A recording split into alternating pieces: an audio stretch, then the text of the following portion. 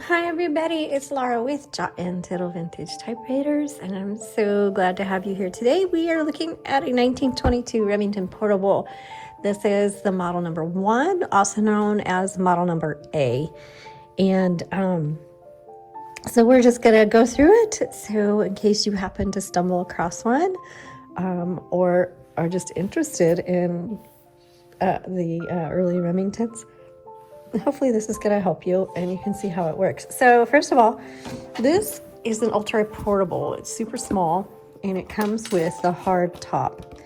And this particular one, I'm so excited. Look at how cute this key is. Comes with the original key. Is that going to focus? I don't know that it's going to focus, but so cute. Comes with the original key. And that is something that it just, you start in the back and it's going to snap down, which I don't really want to do right now, but I guess I can. It's got little clips in the back. You know what? I don't want to do it. I'm sorry. You got to line up the clips to the clips in the back, and then it folds down and snaps down. You can see the latch here. And then this is the release button. Okay. Latch, release, in case you didn't see that. All right. Also, here is a sample, a type sample that I already did from the typewriters. You can kind of see it. This is black only, single color. It looks like you probably could put a 2-color ribbon on here. I don't know why Rob didn't do it. I never do the videos when he's at home.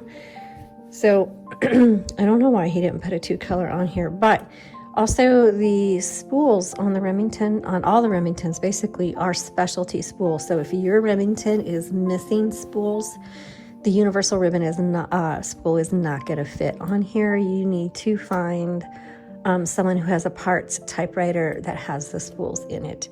If yours does have the original spools, you could certainly purchase the universal ribbons and then just take the ribbon off those spools and put it on the ones in your typewriter.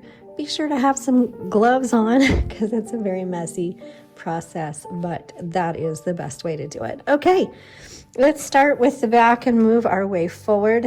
I'm going to lift this up here for you. And you can see this is the backing plate, but right here is your margins, and you just press on those and drag, okay? So you press and drag. Here is your paper holder. Can you see that?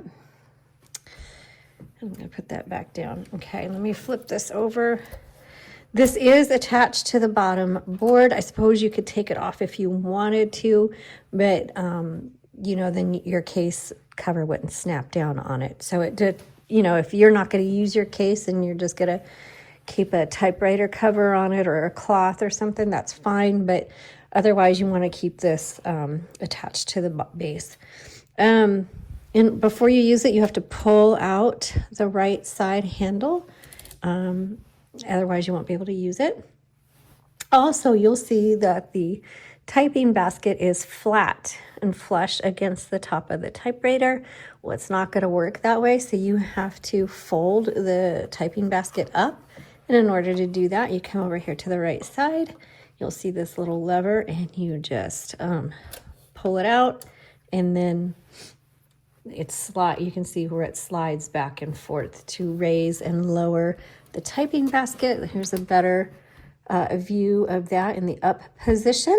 It's kind of cool looking. And I don't know that I know the Model 3 doesn't do that, but I don't know if the Model 2 has the raised typing basket or not.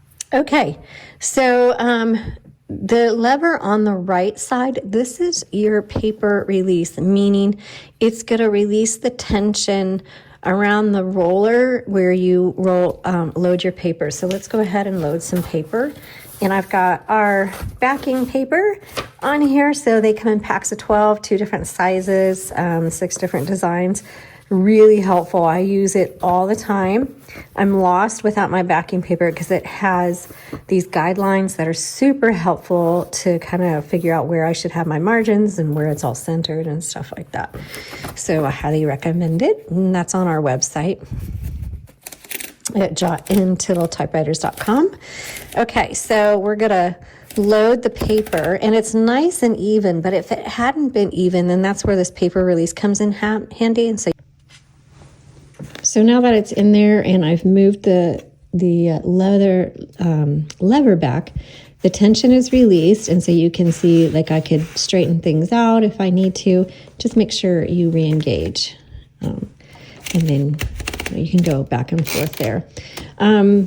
And then you can set your margins. I can see I want my margin set here. So I am going to come back here and feel for there's my margin. And I'm going to press and drag. That's close. And then my carriage release is on the left. So I'm going to pull that forward, come over here. And, that's where I want my left margin to be. So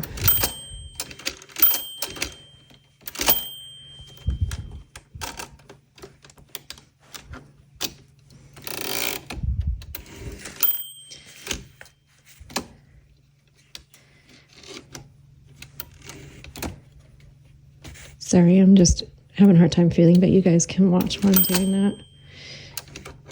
Well, it looks like that's where it wants to end.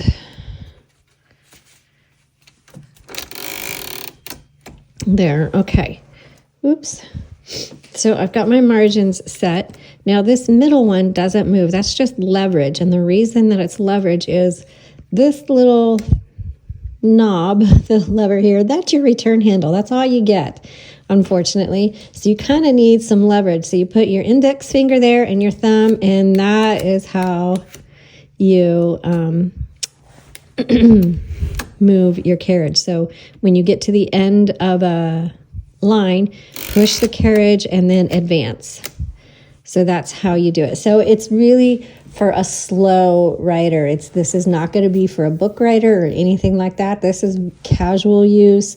This is like letters or journaling or, slow writing, because you have to pause after every line, and it just takes a long time to go to the next line, which is fine if you are a slow writer. But if you are on a mission to get a lot of writing done, this is not the typewriter you want to use.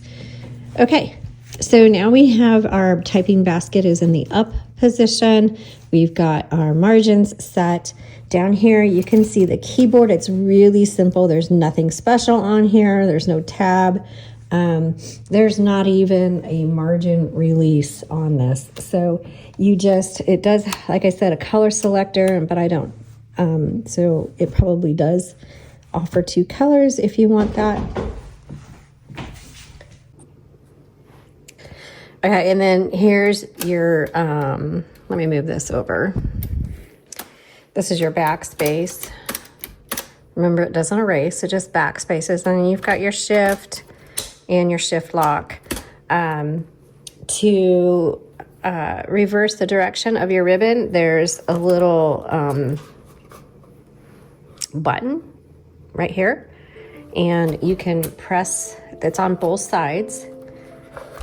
You just put your hands right here and you can feel it, and you just go back and forth, and that reverses the direction of your ribbon. And if you need to tighten up the ribbon, you just turn it.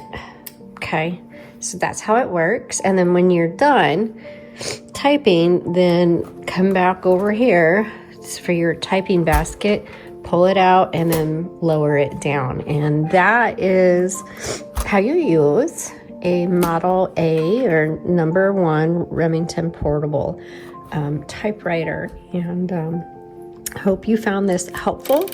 Again, the biggest thing is that return handle. Remember, you kind of got to squeeze it, and then you just got to manually push it. But as I exit this video, I'll just type out. But thank you so much for watching, and we'll see you on the next one.